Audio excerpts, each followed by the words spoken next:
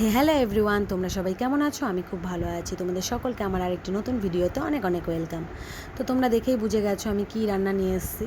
হ্যাঁ, আমি আজকে মাটন রান্না করে দেখাবো। আমি কোন স্টাইলে মাটন রান্না করি সেটাই তোমাদের সাথে আমি শেয়ার করব। পুরো ভিডিওটা স্কিপ না করে দেখে যাও।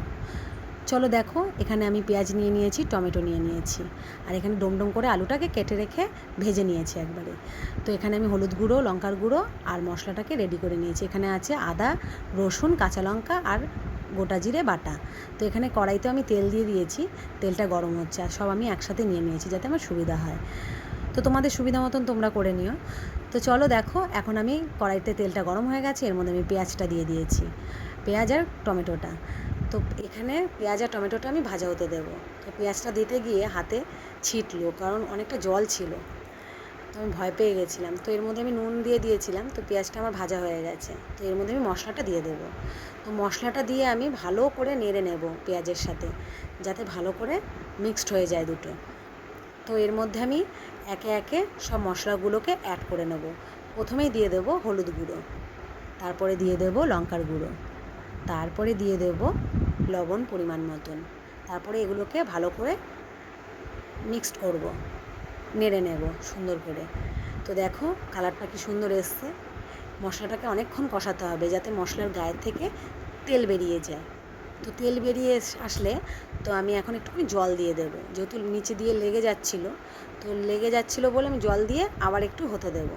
তো আমার মশলাটা হয়ে গেছে আর মশলা থেকে তেলও বেরিয়ে এসছে। তো আমি এখন মাংসগুলোকে দিয়ে দেবো। তো দেখো আমি সব মাংসগুলোকে দিয়ে দিলাম। তো আমি একটু নেড়ে নেব। কড়াইটা আমার ছোটো হয়ে গেছিলো একটু, তার জন্য নাড়তে খুব অসুবিধে হচ্ছিলো। মশলাটা পুরো মাংসের গায়ে মাখিয়ে নিতে হবে ভালো করে, যাতে পুরো মাংসটার মধ্যে মশলাটা ঢুকে যায়।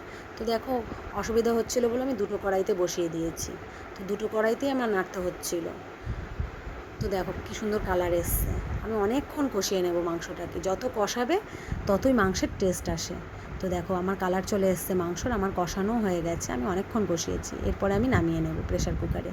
তো প্রেশার কুকারে পরেও দেওয়া যায় বা আগেও সেদ্ধ করে নেওয়া যায়, আমি দুটোই করি আমার যখন সুবিধা অনুযায়ী। তো দেখো আমি ওপরে আলুগুলো দিয়ে দিয়েছি, নিচে আলু দিইনি। নিচে আলু দিলে সেদ্ধ বেশি হয়ে যায়। তো চলো আমি এখন হতে দেব। আমি 5টার মতন সিটি মেরেছিলাম। তো দেখো আমার মাংস রেডি হয়ে গেছে। তো এর মধ্যে আমি গরম মশলা দিয়ে দিয়েছি, দিয়ে তারপরে আমি আলুগুলোকে অ্যাড করেছি যাতে আলুগুলো না ভেঙে যায়। আলুগুলো ভেঙে গেলে আবার ঝোলটা ভালো হবে না। তো দেখো আমার মাংসের কালারটা লাস্টে কত সুন্দর এসছে।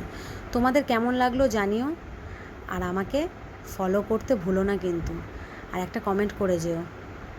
তো চলো আজকের মতন টাটা, অবশ্যই লাইকটা করে যেও।